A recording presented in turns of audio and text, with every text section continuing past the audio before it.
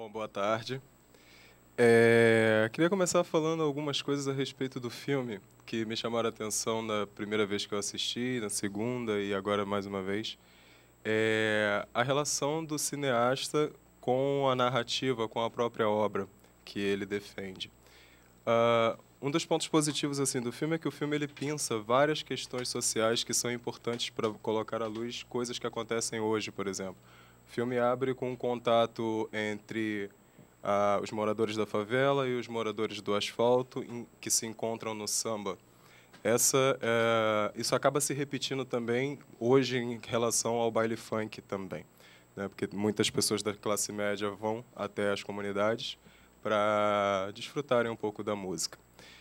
Só que, ao mesmo tempo em que há essa aproximação entre o morador da favela e o morador do asfalto, através do samba e do funk, também há um distanciamento, porque não há nenhum aprofundamento dessas pessoas que sobem à comunidade para executar qualquer tipo de trabalho social nesse sentido. Então, isso é um dos pontos assim que me deixou bastante intrigado, porque é algo recorrente. Isso começou com o samba lá atrás e até hoje isso vem repetindo. Aí aproveito também para falar um caso pessoal. Eu fui num jazz, lá na Tavares Bastos, e entrei na fila onde tinham gringos e pessoas da Zona Sul que estavam indo na Tavares Bastos para essa festa em si de jazz. E do outro lado tinham vários negros, moradores de favela, e começaram a me indagar se eu estava do lado correto, porque eu estava exatamente do lado da fila, né, esperando a van. E o tempo inteiro para mim foi sim um grande incômodo, porque não é em geral os ambientes que eu frequento. E ali me chamou a atenção a maneira como eu fui abordado por esses jovens negros que questionavam que eu, negro, como eu poderia estar ali naquela fila.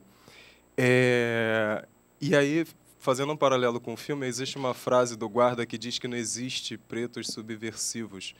E até que ponto essa frase colocada no filme ela não traz para a gente também se no período da ditadura com os presos políticos, se não tiveram esses negros subversivos e se existiram, onde que estavam esses negros subversivos? Será que de repente esses negros subversivos não estavam do lado teoricamente comum ou marginal, no sentido de criminalidade, não no sentido de marginal à margem? Tem um outro ponto que me chama bastante atenção no filme, que é a questão do Estado, a maneira como o Estado marginaliza seus indivíduos. Seja o preso político ali estava numa posição de marginalizado, e o preso comum também estava numa posição de marginalizado. E ainda hoje a gente vê que o Estado continua marginalizando seus indivíduos e faz com que, dentro da própria camada de marginalizados, eles entrem em conflito. Então, o conflito parece ser interessante ao Estado, sempre, né? Eu acho, na verdade, exatamente esse ponto que você coloca agora que é o que mais me chama a atenção. Na verdade, ali os presos políticos eram invisíveis, marginalizados, invisíveis para a sociedade, que o que era divulgado é que eles não existiam, não havia preso político naquela época. E tem uma frase da Marieta Severo, da personagem da Marieta Severo, que é emblemática, que faz pensar exatamente isso, de como essa segregação, essa separação, ela foi interessante, acabou sendo a causadora da criação da Falange Vermelha, que depois se originou o Comando Vermelho, e você cria uma outra história em torno dessas relações que se estabeleciam entre o asfalto e o morro, porque o samba tinha todo aquele período do romantismo da favela, né? Era como se frequentar o morro era uma coisa que era romântica, era legal, você estar no samba. E quando eu falei que o interessante dela, quando ela pensou esse filme, foi exatamente porque o que chamou a atenção a ela foi o que essas meninas estão querendo ir no baile funk? O que está rolando na cabeça desses jovens para ter essa integração, né? E aí ela foi perceber que, na verdade, o filme mostra, acho que, com essa narrativa de vai e volta, costura bem como as coisas se influenciam, como uma coisa leva a outra. Exato. De repente, a falta de diálogo entre os dois, que os dois estavam na mesma situação de marginalizados, de totalmente à margem daquele governo, né? Sim. como aquele conflito, não conseguem se estabelecer as regras porque eles eram rigorosos o tempo todo, querendo estabelecer as normas, e quem não entrasse na norma deles, e aí vai o embate. E esse embate só que vai o quê? Exterminar. E a exterminação é que interessava. E acaba sendo até contraditório, porque você tem presos subversivos que lutam contra um determinado sistema que é opressor, impositor de determinadas regras. E a partir do momento que eles estão dentro da Ilha Grande, eles também impõem determinadas regras. Eles preferiram impor as regras a aceitar a regra do outro, que pode ser, no meio social, a menos aceitável, que seria matar, fazer justiça com as próprias mãos, mas ali naquele momento se configura um novo modelo de sociedade. E nesse novo modelo de sociedade, ainda assim, o branco com o ensino superior, ele se acha no direito de impor. Então, acho que isso é uma reflexão interessante para a gente saber, será que cabe a gente impor alguma coisa ou a gente se inserir num determinado contexto para entender esse contexto e, quem sabe, até se proteger nessa determinada sociedade em que a gente vive. E tem um ponto que me chamou a atenção, é o conceito de dignidade, porque os presos políticos começam dizendo que nós não iremos usar uniformes porque nós somos presos políticos. E tem um discurso por detrás de serem comuns, de serem iguais. Coloca o sapato porque você aqui é um igual. Mas até que ponto é igual? E até que ponto a dignidade de um é superior à dignidade de outro? Até que ponto que a gente pode entender que, de repente, um vai para a solitária com um cobertor, mas o outro, que é negro, pobre, apanha antes de ir para a solitária e vai sem cobertor algum. Então, o outro sai com um cobertor, mas o preto pobre pode sair pelado, basicamente. Então, até o próprio Estado marginalizando, ele também, além de segregar, tem ainda um tratamento diferente. Se a gente for pensar hoje na nossa lei, tem ensino superior. Matou, roubou, estuprou, mas tem ensino superior, então você vai para uma cela em separado. Agora, você matou, roubou, estuprou e é pobre, então você vai ficar como um preso comum, né? Até hoje. E isso são algumas questões que o filme levanta de uma maneira bastante positiva. Ela está falando num período que é pré-UPP, né? A frase que eu estava querendo me referir, que eu no momento acabei não falando, é quando ela fala, acho que eu cheguei a falar da segurança, né? Quanto mais vocês separam, vocês vão acabar como os militares. E eu acho que ela está falando num momento que era pré-UPP, onde se pretendia ter, que é uma invasão da polícia, né? Ela ocupa o morro, mas com o discurso de que vai estar ali para fazer o bem, né? Que o filme trata o tempo todo essa questão, da questão do trabalho social feito nas favelas, como é que eles aparecem, como é que eles surgem, e qual é o objetivo fim daquela entrada dentro do morro. Ela está falando desse momento que você vê pós o PP, como a gente está agora, só se pensa nessa separação. Exatamente. Só se pensa numa proteção, e é o que o personagem do Jorginho mais velho, ele vai colocar, né? Você está preocupado com uma favela, com quem mora lá, ou você está preocupado com a sua filha? Exatamente. Que a sua filha frequenta aquele lugar, né? Mas é o que você falou muito bem.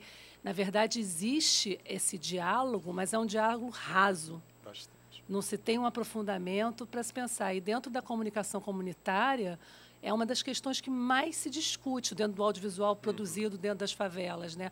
Porque essa fala é sempre uma fala que vai mostrar essa violência, esse lado de um lugar onde não existe uma harmonia, de não há uma possibilidade de vida. E, na verdade, você tem uma outra situação ali dentro que só vai mostrar quem vive lá dentro, né? E que não é interessante. Não é o caso desse filme, é claro. Eu acho que esse filme ele faz manter acordado uma série de coisas que aconteceram naquele período da ditadura e que geraram outras, que é essa questão do encontro dos presos políticos, os presos comuns, o tratamento, aí a criação dessa separação e a criação de um grupo, uma quadrilha organizada que reunia todas as quadrilhas. Aí você vê o crime organizado ganhando força, e que não perdeu mais, depois só ganhou outros comandos, né?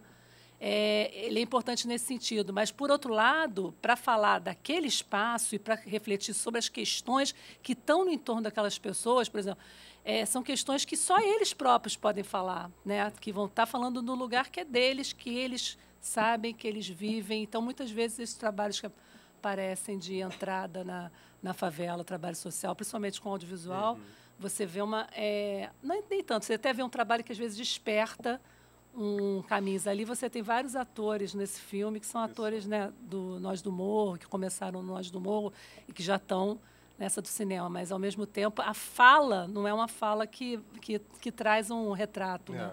O filme ele tem assim, tem algumas questões para mim que são um pouco problemáticas, que é o não aprofundamento de determinados temas.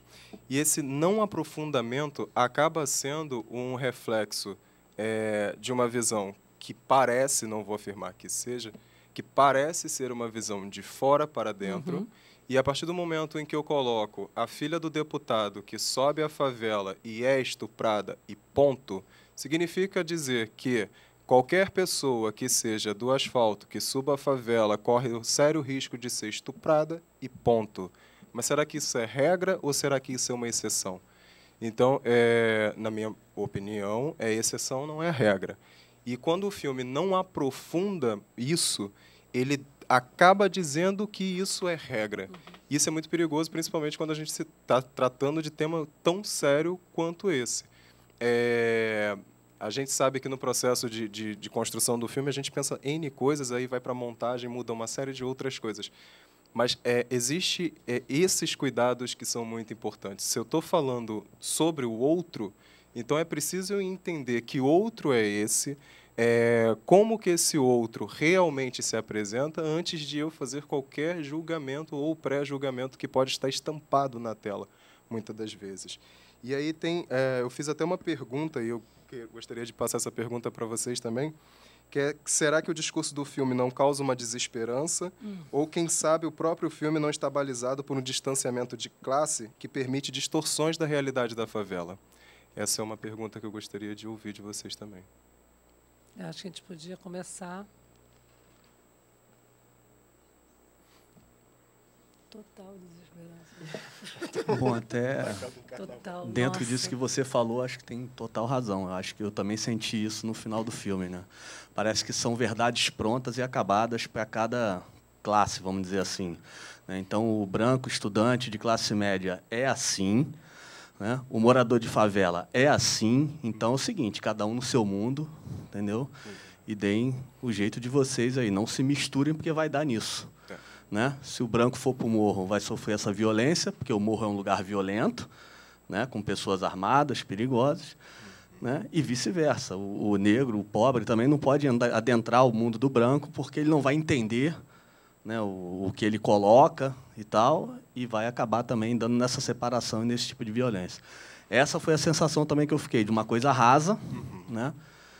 Com certeza não se aprofunda, e cria um estereótipo, na verdade, ele cria um estereótipo tanto de um quanto de outro, né? E não deixa margem a você, de fato, ter uma esperança de alguma coisa. Tipo o seguinte, o mundo é assim, ó.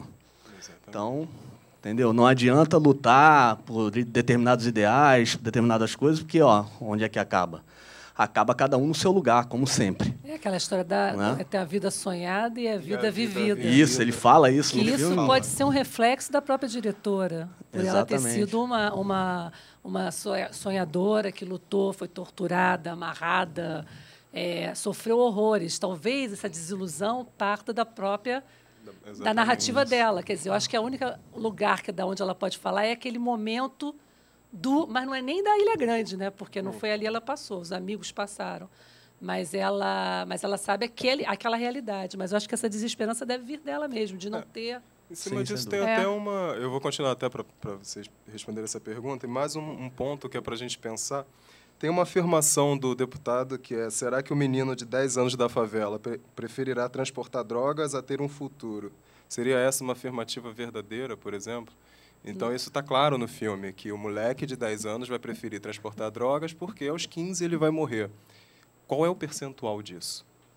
E essa afirmativa também dentro do filme, uma vez que não haja o aprofundamento, cria-se mais um problema para a gente parar e pensar, opa, Refletir, né? refletir sobre isso, porque eu acho que o papel do cinema é muito importante nesse sentido. Então, quando você coloca uma afirmativa dessa e não se aprofunda, acaba que você está criando uma afirmativa, e para sair dessa afirmativa desse jogo é muito complicado.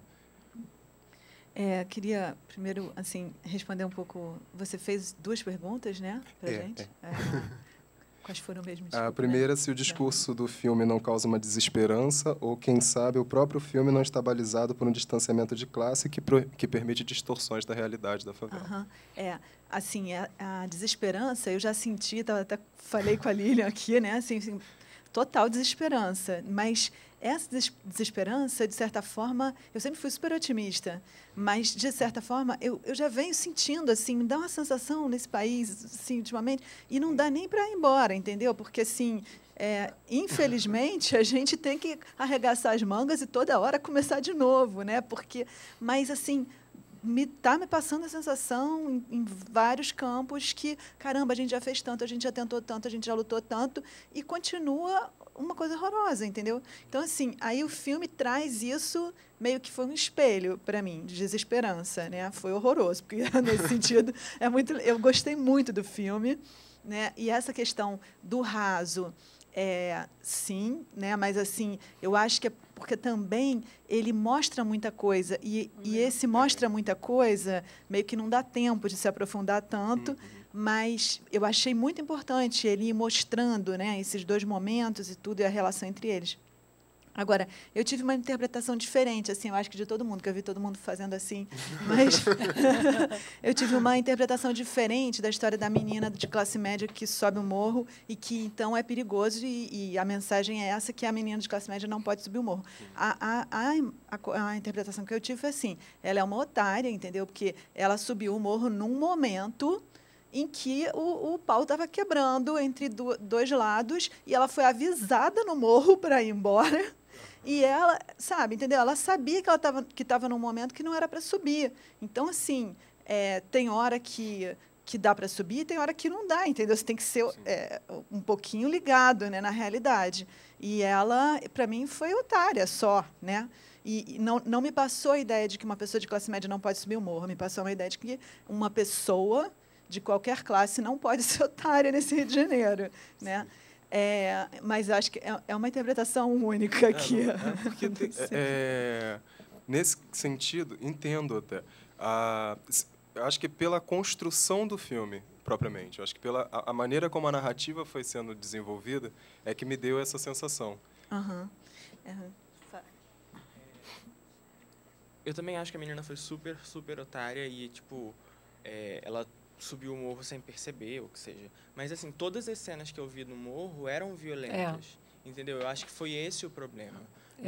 No momento que, tipo, uma cena que eu achei que não fosse ser violenta, não que eu não quer dizer, não que eu não achei que fosse ser violenta, que foi uma cena que foi inesperada para mim, foi a da moça que eles entram na casa e começam a quebrar tudo. Que eles expulsam ela. Sim, foi só violência. Então, pode passar uma impressão bem errada, né? E a justificativa também, por que eles entraram para fazer isso? Não teve. Não houve uma justificativa. Eu cheguei a pensar no primeiro momento, eu cheguei no momento a pensar que ela era empregada da casa da menina, mas não era. Então, ela contou para a mãe da menina que ela foi no morro, não foi isso?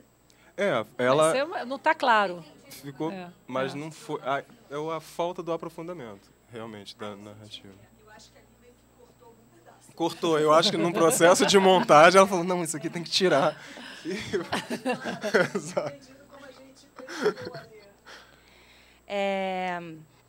Então, eu fiquei bastante incomodada com o filme, diferente da maioria, eu não gostei muito. Eu acho que abusou muito dos estereótipos de uma forma assim, cara... Até porque, não sei, essa cena que os bandidos estavam quebrando tudo, na minha cabeça ficou... Mas eu acho que ainda nessa época os traficantes tinham um certo respeito com os familiares. Depois da UPP essas coisas mudaram, mas assim, havia um respeito muito grande com as pessoas mais velhas. Na década de 80 tinha, a partir da década de 90. E essa cena foi de 2000 e alguma coisa. 2003, Entendi. 2004. Não, aham.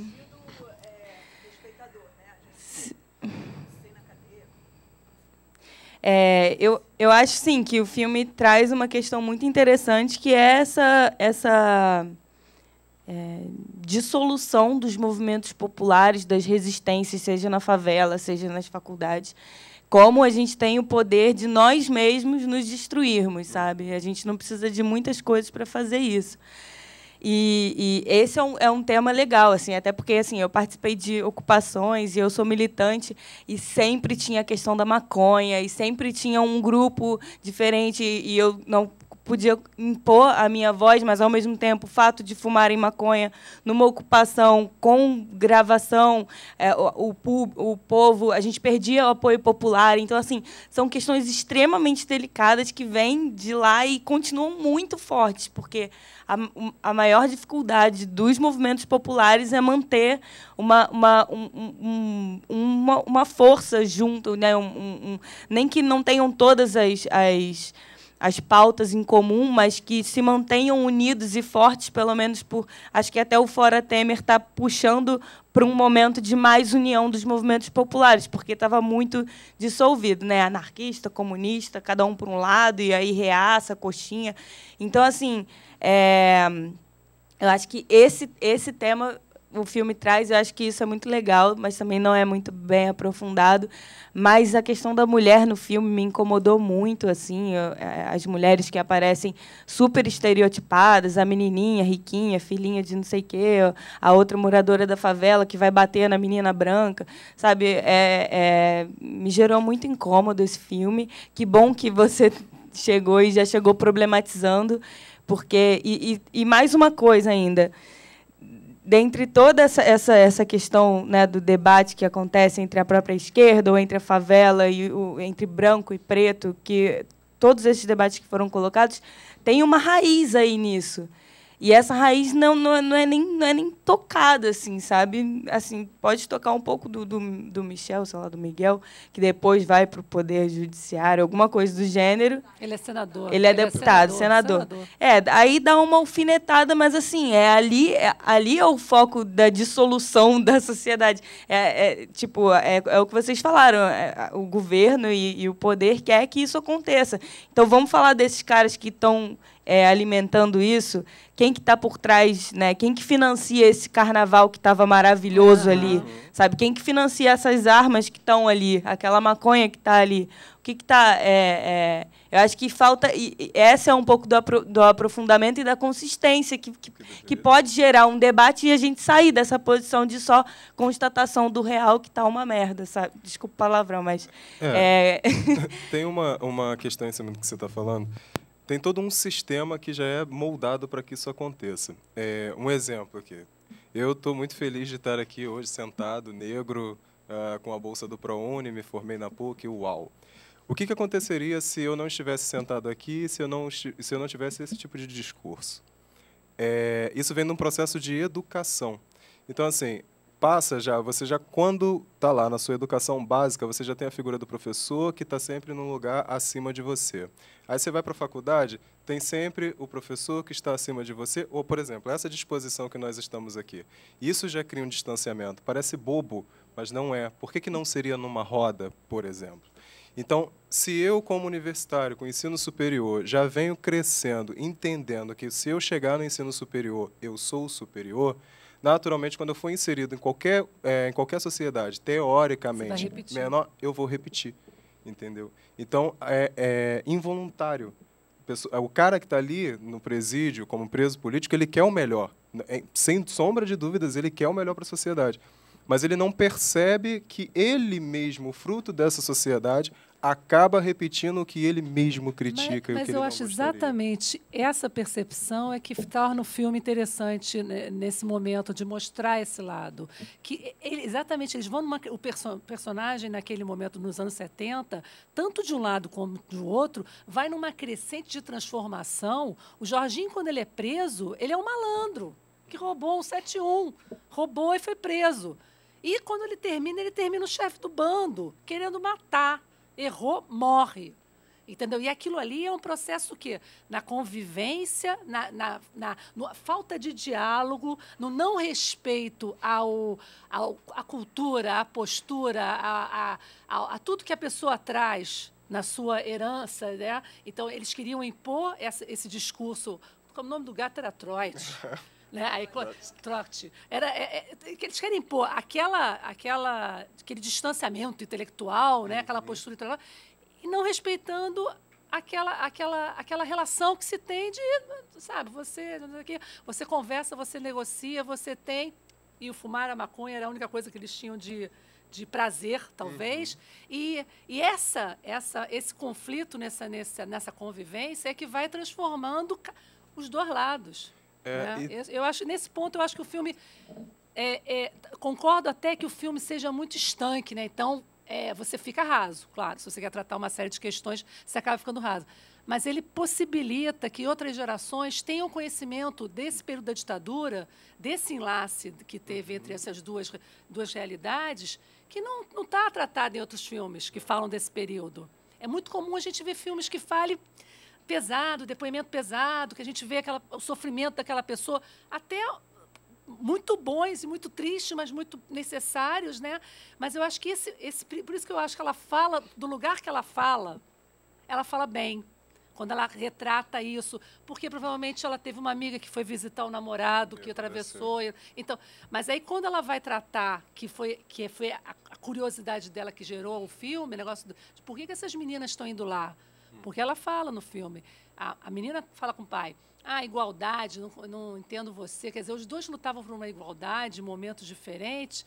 Ao mesmo tempo, quando ela chega em casa, ela fala, serve aí o café? Exatamente. Entendeu? É aquela igualdade. Então, o filme permite pensar isso de uma forma muito rasa, mas eu acho que quando ela fala daquele período ali, eu acho que permite uma reflexão. Senão a gente não estaria aqui nem discutindo, e essa discussão é importante, né?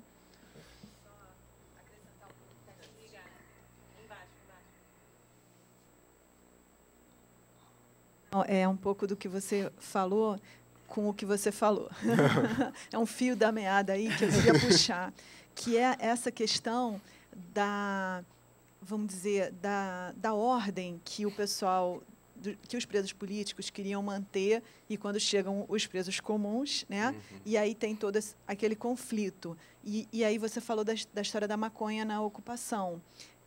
Eu acho, né? E aí vou de novo um pouco trazer uma outra visão, assim, porque eu não sinto tanto, não é que não tenha, né? Mas não sinto tanto que eles tenham tentado impor uma ordem para os presos que chegaram. O que eu sinto é que, para que a coisa funcionar, para que qualquer coisa, qualquer sociedade, comunidade, sei lá, funcione bem, precisa ter algumas regras, né? Porque senão neguinho mata, né? É aquela coisa, mata, que é o último dos piores, né, dos mundos. Então, aquela história de não fumar maconha, não estuprar ninguém, né? E não o lema roubar. Que o Jorge vai repetir no futuro depois, né? Pois Igualdade e liberdade. Isso é uma coisa que assim é tipo, vamos uns respeitar os direitos dos outros. E no caso do fumar maconha, eu não sei exatamente o que aquilo significava naquela época, mas para a nossa época, dentro de uma ocupação, isso é uma coisa muito séria, porque assim, não está dentro dessa questão se a maconha faz bem ou faz mal, se é ruim ou se é boa, né? Se relaxa e tal, e não é... Enfim, essas coisas todas não estão dentro. O que está dentro dali é o seguinte, é que, como ainda ela não é legalizada, ainda tem tiroteio por causa disso, ainda se mata gente inocente por causa disso, ainda o menino toma bala perdida por causa disso. E aí, se você está numa sociedade que você quer deixar de ser violenta e tudo, transformar essa sociedade, se você fuma maconha na ocupação, é como se você estivesse compactuando com essa violência, né? Uma coisa é a marcha da maconha, vamos transformar isso numa droga legal, né? Para quem acredita, para quem, enfim, né? Agora, e porque, né? Porque, sim, é pior do que Rivotril, né? Assim, mas isso é uma coisa. Mas quando você fuma na ocupação, é como se você estivesse dizendo que a gente não está nem aí para a violência e tal. que está sendo gerada por causa disso. Então, eu acho que essa ordem, e não era uma coisa que eu sinta tão imposta, porque eles se sentiam como um coletivo, eles votavam coisas, mas eles tinham essas regras básicas. Então, para mim, isso é uma coisa que, assim, se você deixa que esse negócio escape, né, se não existe maioria, nenhum... Naquele momento, eles eram a maioria. Né? Isso é frisado o tempo todo. Vocês estão chegando e nós somos a maioria.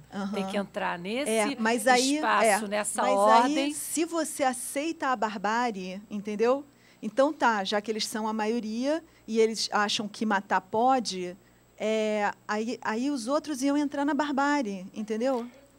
É educação. Por que é necessário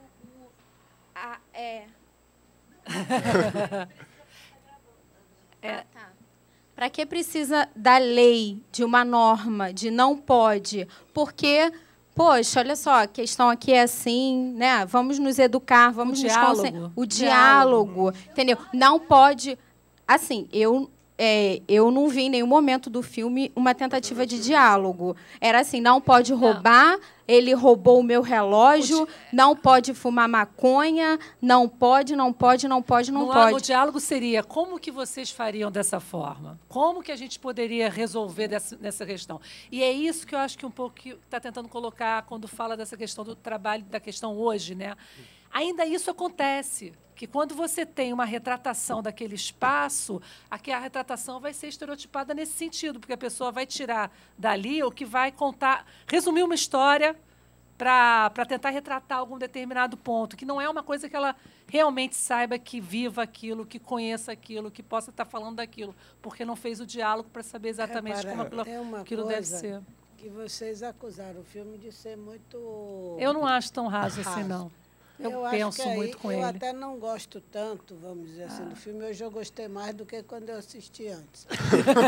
E cada vez... Por causa do contexto, né? Quando a gente assiste, eu fui ao cinema, não gostei outra coisa. do filme. Mas aqui, como a gente está discutindo, você vê. É um filme que tem um corte histórico. Sim. Então, ela está querendo recuperar algumas décadas. Houve uma transformação muito forte no país. Aquelas pessoas que eram, vamos dizer assim, guerrilheiras, ou presos políticos, esqueci como eles falam. Subversivos. Eles eram altamente moralistas mesmo. Tanto que o livro de Gabeira é o que é isso, companheiro. Né? Porque a questão da sexualidade, ela era muito... Quer dizer, estava começando a liberação sexual, mas era só... vamos dizer assim, na percepção tradicional do feminino masculino. E a droga, realmente, nesses primeiros tempos, foi proibida, interditada. As pessoas tinham maior policiamento. Então, ela tinha que colocar essa visão e como isso vai transformando. Talvez alguns presos políticos aprenderam a fumar no cárcere, né? Isso me levanta até uma questão que foi um estalo ontem. Eu estava vendo sobre financiamento de campanha política e comecei a pensar, se os presos políticos viraram políticos posteriormente e havia uma regra dentro da Falange Vermelha que quem saísse deveria financiar a fuga de outros presos e continuar tendo esse contato, quem garante que não houve ali já um acordo de financiamento do tráfico para campanhas políticas? Eu não estou afirmando, tá? Tô só Mas a história veio confirmar um pouco isso. Tem 40 anos, então, assim, muitos estão vivos até hoje. Né? Então, é um ponto para a gente pensar. De onde vem esse dinheiro que vai para a campanha política? Né? De onde vem esses helicópteros que transportam pasta base? De onde vem as metralhadoras? Exatamente. Ali ela até mostra quem a polícia vendendo. Aquelas entendeu? Drogas. Então, realmente fazer um filme com essa, vamos dizer assim, intenção de retratar tantas décadas, tem que pegar um pouquinho de tudo. E ela estava pegando o problema, naquele momento, daquelas meninas que estavam começando a ter essa relação com o morro, né? Quer dizer, que subia o morro. E há um movimento, inclusive, que já estiveram aqui, aqui na PUC, de mulheres negras contra os homens negros que preferem, vamos dizer assim, namorar as mulheres brancas. Nossa, eu tive um debate essa semana no Facebook por causa disso, nem conto. Eu queria falar uma parada sobre o que você falou agora. Eu tenho uma amiga que o pai dela é militar e ele conhece o Bolsonaro. E ele... Que azar. E ela comentou que, tipo, muito do que ele fala, ele não pensa. Ele fala só para as pessoas gostarem dele. Beleza. Muito do que ele fala, ele não pensa. Ele fala só para as pessoas... Ele pensa? Não. É uma outra questão importante. Mas, tipo, ele fala só para as pessoas, tipo, se relacionarem com ele, porque tem muita gente que pensa assim. Não, eu acho que é da Caixa. É isso que você falou do financiamento político para as drogas. Tipo, tem muito estudo de que a guerra às drogas é falida. E, assim, os políticos não são ignorantes, eles sabem disso. E, tipo, eles ficam levantando essa bandeira de ser contra as drogas, mas, na verdade, não. Eles devem ter algum ganho bem grande. O nosso Estado sofreu o pior momento com relação à guerra contra o tráfico exatamente por um acordo político. A gente sabe que foi um acordo foi durante o governo do Brizola, que a coisa bombou lá para o tráfico. E o tráfico, a gente subia ao morro para fazer matéria na década de 80.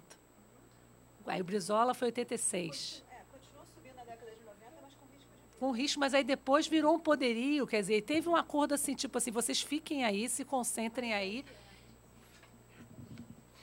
Mas aí, no caso do Brizola, era a política de direitos humanos, né? Que aí, né, enfim, que a direita chamava de direitos humanos para bandido, e aí, que aí os outros...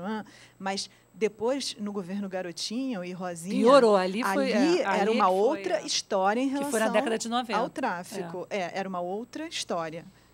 Né, diferente da do Brizola. E aí só queria lembrar, né, dos créditos ali que o roteiro foi da Lúcia Murat com o Paulo Lins, né, quer dizer, que é uma pessoa de dentro, né, vamos dizer. Então ele sabe o que está falando. Então essa coisa rasa às vezes e tal, eu acho que tem mais a ver mesmo com querer mostrar muita coisa, como a Ângela Tia falou. É um recorte muito grande. E não por falta de conhecimento do que... Né? Longe de ser. Lúcia Murat, ela de extração social bem alta. Tanto dizer, é que ela foi a preocupação armada, dela para pensar o filme foi um olhar de classe média, claro. Sim. Os filhos meus amigos estão subindo para ir ao baile funk. O que eles estão pensando? Exatamente. Né? Então, eu acho que era natural. Por isso que eu disse que era muito importante quando a gente vai ao cinema e vai ver um filme, a gente saber quem fez, quem pensou, para você poder entender da onde que ele está falando, da onde que estão vindo estão pipocando, né? Me chama a atenção até essa questão do Paulo Lins ter participado do roteiro, porque, por incrível que pareça, os personagens negros são melhores desenhados do que os personagens brancos. O Jorginho tem um aprofundamento muito maior do que o do deputado. O deputado parece um... Então, assim, até o trabalho do próprio ator é superior ao trabalho do Caio. Então, assim, eu acho que o problema está na construção do filme mesmo, ali no processo de montagem, não está no roteiro propriamente. O roteiro é bom. Agora, a forma como ele foi desenhado é que as escolhas talvez possam ter sido feitas de uma maneira um pouco mais rasa. Assim, o que eu achei interessante da primeira vez que eu assisti, eu não percebi isso, mas é um filme que fala sobre ditadura militar, né? Sobre a repressão e dá esse pano para manga, né? Então, assim, é raso, é racista. Quando o Miguel fala pro porteiro, ele não é empregado, não. Então, assim, ele é racista. O discurso... Contextualizar naquele momento, aquele período era assim que aquela sociedade... Não, sim. Até hoje. Até hoje. Mas, assim, e a gente pegando a questão de que a roteirista do filme, ela passou por aquilo ali. Então, assim, não foi fácil participar da repressão, né? É muito complicado, teve a Comissão da Verdade, e acho que o negócio é muito complicado. Então, assim, é interessante, porque ela levantou outras questões, além da questão da repressão dos subversivos, e deu todo esse pano para a manga, raso, né? Raso, mas super interessante. Só aquela frase pensando na separação, vocês vão acabar igual a ditadura, eu acho que já faz a gente parar, pensar exatamente no que a gente está vivendo agora e a importância desse diálogo ser bem feito. Eu queria aproveitar esse gancho da questão da repressão, porque os presos políticos, eles têm um tratamento diferenciado, e tinham um tratamento diferenciado dos presos comuns, né?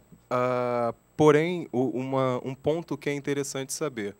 Será que é interessante para a nossa sociedade entender o preso comum? Aquele que está lá, que muitas das vezes que deveria passar 90 dias em prisão preventiva e, de repente, passa 3 anos em prisão preventiva. Né? Já cumpre a pena sem mesmo antes de ser julgado. Com certeza.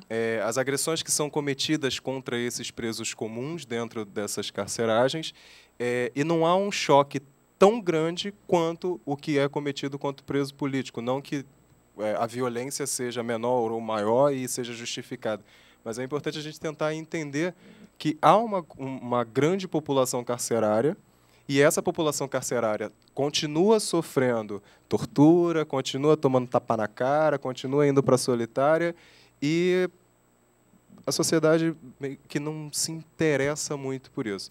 Agora, prende um cara agora, hoje, 2016, político. Todo mundo vai estar de olho ali. Se ele tomar um tapa, acabou, né? O mundo vem abaixo. E quantos que são presos e tomam um tapa na cara e nada acontece? Nesse ponto, eu acho que eu sou um pouco mais esperançosa com relação ao olhar da sociedade. É claro que a gente nunca pode dizer que todos pensam assim, mas eu acho que existe hoje uma possibilidade dessa fala ser multiplicada e questionada, por exemplo, com essas redes sociais, com esse monte de mídias que são criadas, os coletivos todos têm espaço para falar, as pessoas estão sendo obrigadas a ouvir outras vozes, e essas outras vozes é que vão alimentar, de repente, uma percepção mais preocupada com essas classes, porque não é só... são verdadeiros... Mas aí me vem uma desesperança nesse ponto, porque, por exemplo, a gente está agora com um governo interino, que os nossos direitos estão sendo cada vez mais cortados. E aí a gente volta para outro ponto. Será que a comunidade, a favela, os coletivos vão conseguir ter voz daqui a 3 meses, por exemplo? Já tem agora a questão da Anatel de voltar a ter a internet limitada. Então, será que eles querem isso? E aí a sociedade aplaudiu o processo de impeachment, aplaudiu parte. Mas é surreal, é uma parte que foi a maioria, considerável, né? Uma parte bem considerável. Então, até que ponto a sociedade não quer repetir os mesmos erros? Se hoje a gente tem um Bolsonaro, tá bom, 8% de intenção de voto. Peraí, são 8% de intenção de voto para um cara desse. A gente tem um perigo muito grande mesmo de reviver. Por isso que é tão importante não deixar esquecer. Exatamente. É um círculo, também acho também. Isso é que é preocupante.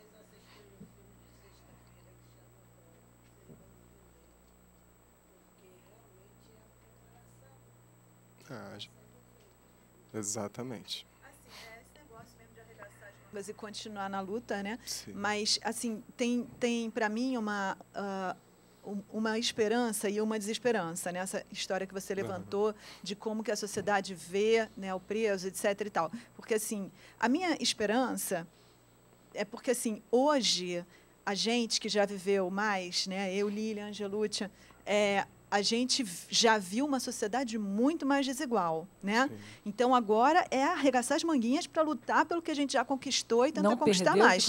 Não perder as conquistas, né? E continuar conquistando mais, né? Para essa sociedade ir ficando mais igual. Mas a gente viu ela muito mais... Então, hoje a gente já tem diversos tipos de leis e de tipos de comportamentos que não são mais tolerados, etc., etc., né? Agora, a minha desesperança é que, assim, é o pré-população carcerária. É como é que uma sociedade, como é que essa nossa sociedade trata as nossas crianças. Porque é aí que começa, entendeu? Então, então vamos fazer a redução da maioridade penal e daqui a pouco, com 10 anos, né, o garoto está na cadeia. Na verdade, com 10 anos, ele já está sendo executado pela polícia na rua. Exatamente. Né? E, que isso é normal. Então, assim... Pois é. Surreal, né? Então, isso é uma sociedade doente em último grau, né? Então, isso é um negócio que, assim, que a gente tem que trabalhar em cima desse negócio, não sei bem como, né? Enfim, mas, assim, tentar curar essa doença na nossa sociedade, porque é uma sociedade que não cuida das suas crianças, que deixa a criança na rua, ou que deixa num abrigo de uma prefeitura do Rio, por exemplo, que os educadores batem com a cabeça da criança na parede, né? Que as meninas são estupradas pelas pessoas do morro ao lado, né? Enfim, que tem todo um abrigo, é um lugar surreal de sofrimento e tortura, né? Então, ou a criança está no abrigo ou ela está na rua, como é que essa sociedade pode esperar depois, né, que eles vão virar o quê? O Dalai Lama, né? Então, é óbvio que a gente vai ter uma enorme população carcerária então, é essa ferida que eu acho que a gente tem que curar primeiro de todas, né? E manter as conquistas e ampliar, né? E a violência, não sei, em algum momento você falou a respeito da violência praticada dentro da cadeia com os presos comuns, né? E a imposição através da violência. A gente não pode esquecer que, embora a gente tenha essa ilusão de que o Brasil é um país pacífico, o Brasil não é um país pacífico e, historicamente, nunca foi um país pacífico. Sempre foi um país violento. Então, a gente vive numa sociedade que já é violenta há muito tempo. E aí, as pessoas verem como uma forma, como algo natural. Um menino de 10 anos que é muito surreal. Capaz de dirigir um carro, parar o carro com 38, que o gatilho não é tão fácil de ser apertado assim, com destreza para dar 5 tiros, que é a quantidade de projéteis que tem num 38. E as pessoas acham que não, isso aconteceu. Espera aí, não há nenhum questionamento. Já o julgamento desse menor, sem perícia, sem absolutamente nada, e as pessoas acham que isso é normal, porque o menino atirou no policial. Primeiro que eu acho que o menino atirar no policial, ele não iria acertar. E se acertasse, o policial, de alguma maneira, desculpa se alguém defende a polícia, ele faz opção. Ele tem opção. Ele se forma no ensino médio, ele tem carteira de motorista e ele opta por ser PM. Agora, um menino desse, de 10 anos de idade, sem amparo nenhum do Estado, sem amparo nenhum social, vai esperar que esse menino vai dar o quê? Flores? Certamente não. Então, eu acho que é, sim, um ponto bastante importante da gente avaliar. A gente tem que encerrar. Tem alguma última pergunta rápida para a gente poder... porque a gente já tem outro filme programado, né? Então, senão vai atrasar ainda mais. Mas valeu. Bom, eu que agradeço.